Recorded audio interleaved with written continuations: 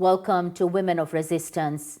Seba Ahmad is only 18, but says she has already lived a life way beyond her years. I've seen things no child my age should see.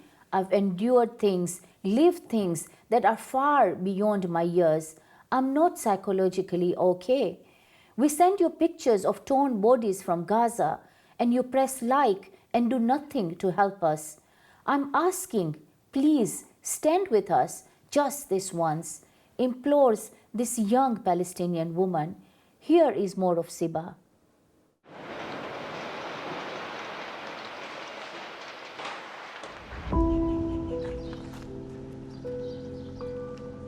A day can feel like a lifetime in Gaza, as teenagers in the West wrestle with what they might wear, what hobbies they might take up, or what their friends might be doing. Palestinians have to wrestle with a very different reality. أنا اسمي سبا أحمد، عمري 17 سنة. انولدت في فلسطين تحديدا بغزة. انولدت في تاريخ 2/1/2007. بابا مدير في السلطة، ماما بتشتغل في وزارة التربية والتعليم، مديرة مسجد أيواء وأولياء الأمور. طفولتي كانت كتير حلوة. كنت أيام الروضة كنت أحب كتير الروضة، لأنه كان مثلا كل يوم خميس يجي مثلا كده دمى متحركة ويعملوا يوم احتفال بسيط زي كده. ذكر إنه كمان كنت أروح على ملاهي مع بابا نلعب نتسلى زي كده. كنت عند دار سيدة، قعدت مع عمتي. لما قعدت عندها فتحت موضوع قصص. بابا أنا كان أسير محرر، قعد 15 سنة، فكنا قاعدين عند عيلة فتحوا الموضوع يومها. بابا حكى إنه كيف شاف الاحتلال وكيف كانت معاناته مع الاحتلال. هو انحبس على كتل 5 عملاء، فكان تعذيب عنده كتير. يعني مثلا قالنا كانوا أيام الشتاء يعلقوهم من رجليهم مش لابسين إشي. حتى مثلا على موضوع أظافرهم كانوا يقصوهم بماكينة، يقصوا أصابعهم وأظافرهم. Seba's memories of education are complicated. Teenage battles mixed with an intense desire to learn, with her mother's words on the importance of learning drilled into her. يعني في مقولة عند الأمهات بتقول كل شخص شهادته هي سلاحه. يعني هو مثلا محدد مستقبل الشخص. أنا مثلا أولى التعليم أنا معرفش مستقبلي أو وين مستقبلي رايح. أنا حاليا يعني إنه مثلا بدون شهادة معرفش أعمل مستقبل، معرفش أبني حياة لقدام. لأن التعليم هو أساس كل إشي، من ناحية لغة، من ناحية كل إشي. A genocide seen through the eyes of a young person, even one used to occupation and violence, is terrifying. The loss of one's home, the sense of hopelessness and despair is crippling. عايشة ببيتي معزز مكرم، كانت توفر عندي كل سبل الحياة. كنت بقرر أفتح مشروع صغير، إنه يعني أدخل. كان معي مجموعة من الفلوس، مبلغ صغير أعمل فيه مشروع يعني. فكانت حياتي كتير حلوة، أروح المدرسة أجي أروح. فيوم 7 أكتوبر انقلبت، يعني انقلاب تام. يعني نزحت على خيمة، نزحت 8 شهور تقريبا بس بخيمة. الساعة 6 الصبح صحيت رحت على المدرسة. إلا شفت صواريخ بتطلع. ماما كلمت سواق المدرسة قال لها روح، قالت روح خد سوا من المدرسة. فاكتشفنا إنه هذا حرب. ماما حكت يلا ديتها أسبوع وبتخلص يعني. فأول أسبوع كانت أمورنا تمام، كلش تمام يعني، لحد ما نزلوا مناشير إنه نخلي على منطقة الجنوب. هنا تبلجنا، يعني إحنا معرفناش شو نعمل. اتعرضنا للحزام الناري أكتر من مرة، إنه نخلي المنطقة وإحنا ما كناش راضيين لإلهم، لحد ما قوي القصف يعني، واضطرينا إنه نطلع. أول يومين نمنا فيهم بالشارع، لأنه إحنا ما كناش جد عارفين كيف نتصرف أو شو نعمل. Attempting to outlast the genocide is an almost impossible task. It's not just the death that comes from the skies in the shape of drone strikes and bombs, but the constant displacement, the lack of the basics to sustain human life, the gradual loss of hope. These Israelis know very well that even if you outlived the genocide, The new reality is in itself a fresh hell. بلح في الجنوب، عملنا خيمة. بعدها كنا نعاين موضوع المية كتير وموضوع الشحن الموبايلات يعني. بس كنا نصحى من 5:30 بس نستنى طابور مية حلو طابور مية مالح كده، بس إنه عشان إنه نقدر نوفر مية. حتى مية ما كانتش نضيفة، كانت كتير وسخة. يعني خلاص نمشي حالنا يلا، كلها شهرين وراجعين. كنا نحكي كلها شهرين وراجعين لحد ما خلص إنه انجبرنا نعيش هيك حياة. موضوع مثلا موضوع الجوالات، كنا مثلا إنه نروح نودي موبايلاتنا تبع الشحن، إيش يقول لا مش هلا كمان ساعة عندي ضغط ما بقدرش أشحن لكم. فأغلب الوقت تكون جوالاتنا ما فيش إنه سبل إنه نشحنها. كانت إنه إشي كتير صعب. حتى مع المجاعة، يعني إجت فترة مجاعة إحنا جد ما كناش إنه قادرين نشتري أكل. إنه مثلا ماما مثلا تطبخ لنا شغلة تدفع تكلف حالها أكتر من الإشي، أكتر مثلا من المبلغ اللي هي عاملة حسابها عليه. فكانت إشي كتير سيء، يعني وزننا كان كتير عالي. فلما أنا مرحلة المجاعة كتير يعني نزل وزني. أنا كنت 55 وصلت ل 39 أتذكر، لحد إنه يعني ما فتحت السبل فتحت المعابر. Living through this scar on humanity means Seba is left with visions that would haunt all our dreams. With superhuman mental strength, she's able to honor the martyrdom of some of her loved ones, to share their stories so that the world can truly understand a fraction of the terror that's being imposed on Gazans. صار في قصف لبيت لوحدة صاحبتي الساعة 4 العصر تقريبا. كلمتني من تحت الأنقاض تعالي وأبصر إيش وأنا محتاجاك. رحت أنا يعني صاحبتي. لما قصفوا الإشي في راس بني آدم إجا عند رجلي، فكان إشي كتير يعني موقف كتير صعب. يومها اللي زعلت إنه محدش أنقذ، ما كانش في سبل إنه حد ينقذ حدا، يعني كانوا تحت الأنقاض ومحدش أنقذهم. رنينا على الكل إنه حد يساعدنا، ما كانش كمان المطافي نفسه ما كانش معهم المعدات اللازمة إنهم يقدروا يطلعوهم. Seba's testimony and the testimony of other survivors should shame us to our very core. This suffering has not been the result of a natural disaster. It's been manufactured in Tel Aviv and the corridors of power in the West. تغيرت يعني من نسبة كتير كبيرة. يعني مثلا أنا كنت معززة مكرمة، هلأ مثلا بدي أجيب مية أنزل، يعني عشان أنا مثلا أروح مثلا أجيب مية بدي أتحمم مثلا أنزل هذا الإشي. اتغيرت كمان من ناحية إنه النفسية، نفسيتي كتير صارت سيئة إلى اليوم. إنه شفت وعانيت، يعني شفت شغلات أكبر من عمري، عانيت أشياء أكبر من عمري، فما كنتش إنه قادرة أسيطر على الإشي. خلاص هذا الإشي أنا انجبرت فيه. كمان إنه اتغيرت من ناحية إنه تعاملي مع الناس. مثلا صاحبتي تيجي تحكي لي تعالي عندي، أنا أخاف مثلا بأي لحظة يصير استهداف يصير إشي.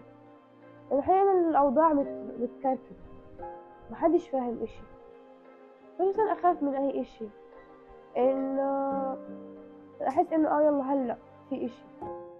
Resistance takes many forms, and for Seba and the majority of Palestinians, it's about staying put, refusing to leave the land that runs through their very being. أنا سمعت موضوع الهجرة إنه هو مقرر يفتح مشروع الخاص بقطاع غزة، بس أنا من ناحية رأيي إنه لا، ما حدش هيطلع، ما حدش هيستغنى عن أرضه. يعني أغلب الناس اللي نزحت غلطت عمرها، يعني ما حدش هيستغنى عن أرضه عن بيته عن أي إشي. فما أتوقع حد يعني إنه مشروع يتم أبدا، لا. To paraphrase a common saying, the Israelis tried to bury the Palestinians. They didn't know there were seeds. نساء الحرب شافت أشياء ما حدش شافها، من معاناتهم، من حصارهم، من اللي فقدت أبنائها، فقدت جوزها مثلا، هذا كله منها يعني. غير هيك إنه هم عانوا معناه يعني ما حدش عاناها من ناحية كل إشي. يعني كانت مثلا المرأة هي تطلع تجيب لقمة عيشها، لأنه جوزها ما بيكونش قادر، لأنه بيكون مثلا مصاب حرب أو ما عنده القدرة إنه يعمل اللي هي عملته. Life now for those who are lucky enough to survive so far has been a cycle of soul-shattering experiences on daily repeat. بضطر مثلا أصحى الساعة 9.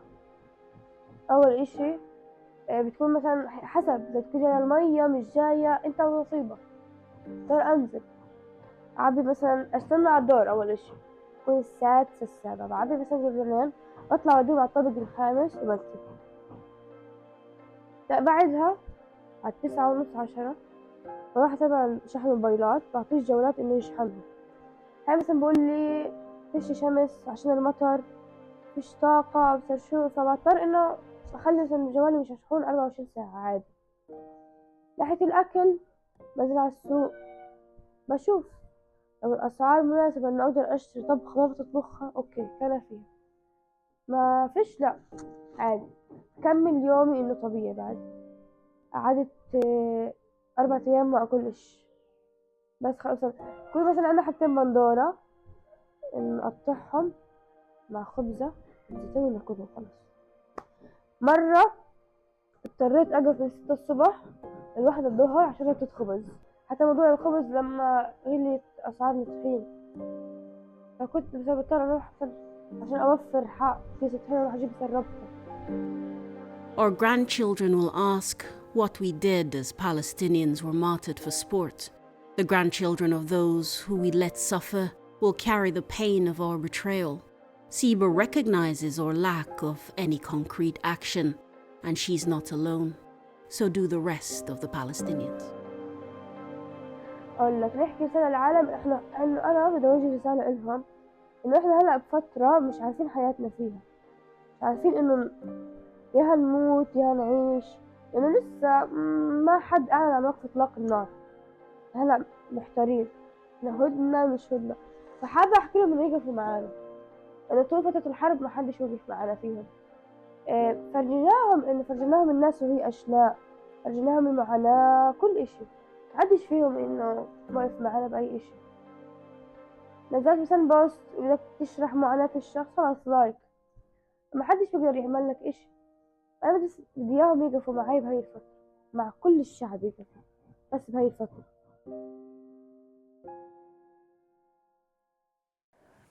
Joining me in the studio today to discuss Seba's story is Matthew Robinson, author, director, editor, and filmmaker. Welcome, Matthew. Assalamu alaikum. Wa alaikum salam.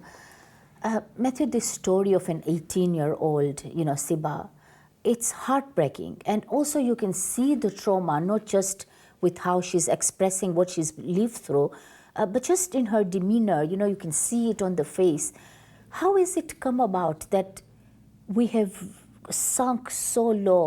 The humanity is such a low point in history. I mean, firstly, what an incredibly strong young woman, alhamdulillah. She shouldn't have to be this strong, is the fact of the matter. And how has humanity sunk this low? Colonial, imperial, capitalist mindset, racist, ethno-supremacist mindset, white supremacy, coupled with white fragility. And just today, I've seen the headlines of some national newspapers, right-wing newspapers, who are finally saying, enough, this has to stop. So I think people are seeing now, because the mainstream is allowing that. And the reason I feel it sunk so low is because the mainstream media, whether it's the BBC, who we know the BBC Middle East desk is run by Rafi Berg, who's a Zionist. We know that Sky News is run by Jonathan Levy, who's a Zionist. These outlets, the language they use, there's an organisation called Centre for Media Monitoring, who have done some in-depth studies. And we're not even going to talk about GB News and Talk TV because they are vile outlets. These broadcasters have manufactured consent for genocide. And this is why we're seeing her and 2 million like her in this situation. But why has it taken 2 years for ordinary people to be able to tell what the story is? When it's out there, it's on our phones, there's social media, the Gazans are telling their stories. You know, she talks here about the fact that we send you torn bodies images from Gaza, and all you do is like, you know, on your social media, and you do nothing. How can ordinary people, you know, accept other people living like that? I don't think... I think it's a combination of things. I think that there's also there's shock and horror. There's what's the word when you're? I think some people might. I think people become desensitized. Actually, what I will say is there are times when I start to think maybe I'm becoming desensitized, and then the occupation will do something so horrific. You think you've seen the worst thing, and they do something worse. I think. Again, with social media, the algorithm is as such that if you're not looking for it, you will not see it. And that's why social media is so important. And that's how the ICJ was brought about by South Africa, because of social media sharing. But the problem is, and the stuff that I make as well, generally speaking, is within an echo chamber. So it's within the Muslim community, within the left-wing socialist side of society, rather than your centrist, liberal or right-wing side. So I believe that people don't see, the general public don't see what we see. Would you call this colonizations of the minds? Because it's interesting, when you talk about, you know, we talk about decolonization, we usually talk about people obviously openly being decolonized, you know, the brown people, the black people, people in other parts of the world. But it seems like it's actually the ordinary white, you know, people in the Western countries who are actually colonized in their minds. Is that a correct assessment? I would say that's spot on. Yeah, I would go as far as saying that, you know, I did a video last week asking about what is Great Britain, because people are saying make England great again, make Britain great again, and you know, people look at the indomitable spirit of the Blitz, you know, the Dunkirk people, you know, people pulling together the Dunkirk spirit, stiff upper lip, gentlemanly conduct, sportsmanship. Yeah, those are great things of British society, and I believe that you know, that they are something to be proud of. However, the colonial history, you know, the British Museum is the biggest stolen goods fencing shop in the world, yeah. You know. And I think a lot of people aren't aware of Churchill starving 3 million Bengalis to death in 1943, 800 years of oppression and occupation in Ireland with forced starvation. There are many, many other examples of this. But how do we get it into the, you know, on the ground for ordinary people to understand that what is happening is just awful? I think it's very difficult. And I think family members and friends, people that I've grown up with, now, 21 months into this genocide, are messaging me privately going, I see what you're doing. I'm too scared to speak out, but keep doing what you're doing, thank you. We stand with you. But there's a great fear, obviously, of people being branded anti-Semites. And, you know, the whole construct of this has been created to protect the Zionist project. Yeah. You know, and I would suggest anybody, if they want to have a greater understanding of the Zionist project, would be to read Ghassan Kanafani's On Zionist Literature. It took me a year to read, I've got ADHD. I kept having to flick backwards and forwards between the footnotes and what was written, but it's incredible the insight you get to the narrative that's been slowly built for modern day, at least from the 1700s. So, but with regards to people that are silent, people are genuinely scared. I mean, I've been cancelled in mainstream TV with the work I do, you know. I think, I mean, a lot of us can relate to that very well. But just to remind our viewers, you are watching Women of Resistance, where you highlight the plight of women who are subjected to a genocide in Gaza. Matthew, the other thing I want to talk about is this story that Seba talks about her father, you know, the kind of torture he was put through when he was in prison. Now, there's a lot of other people who are saying, why did, you know, all this started on October 7th, had October 7th not happened, Palestinians would not be going through the genocide. But they don't see the stories of what Seba was talking about. This isn't started today, has it? No, it started 1948. It started before then. It started before then, 30 years before that.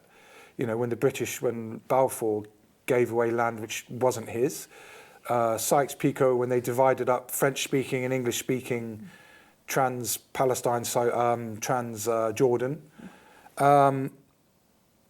it's all come from a colonial history.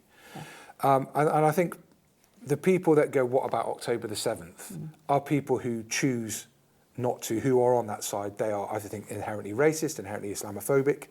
But what is key, going back to what you're talking about, this is women of resistance, and what poor Hiba's going through. Hundreds of thousands, 2 million Palestinians are going through this. And the reason I'm being cagey with my numbers is we don't know how many have been killed. Yeah. We don't know how many are surviving. Yeah. But from my experience as well, from going to refugee camps, the women, the mothers, they take on roles that basically they're the centre of the family. And men, more often than not, are another child. It's another weight. Yeah. And obviously this isn't the case in Gaza because the men are going out to try and find food. And it's interesting how she was saying how when the men are injured, the women go out.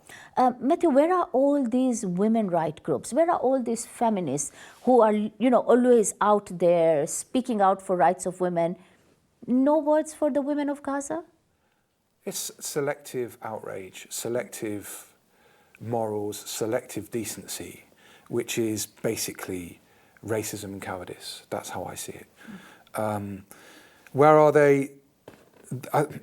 Again, I come back to this thing about people being scared to speak up against Israel because they are, as we know, the Zionists try to conflate anti-Semitism with anti-Zionism, which we know it's two completely different things. So I think a lot of people are scared of that. I think it's a combination of that and also deep ingrained inherent racism.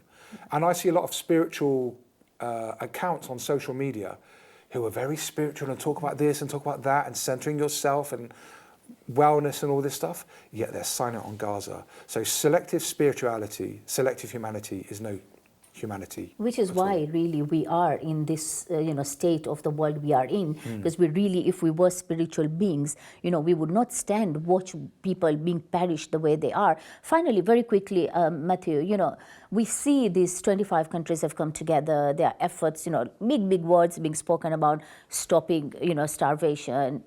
Israel is being warned, like you said, from all sorts of places. Do you have any hope? Do you think we will see anything to stop Seba's people from being erased? Okay, always have hope. Allah is He's the greatest giver of all things, and the greatest planner. But I believe that. Are you referring to the Hague group meeting in Bogota last week? Yeah, I think it's very positive. Again, things aren't happening quick enough. But I think it's a positive start. It's a shame it didn't happen 18 months ago, really. But I think I do have hope. I have hope that small actions can change things, because small actions can change the course of history. And I'll give an example, and I'd just like to say I'm not condoning this or saying people should do this, but there was a young man, I think it was yesterday, who in Amsterdam or in the Netherlands, he padlocked the gates to the Egyptian embassy closed because they've kept the Rafah border closed.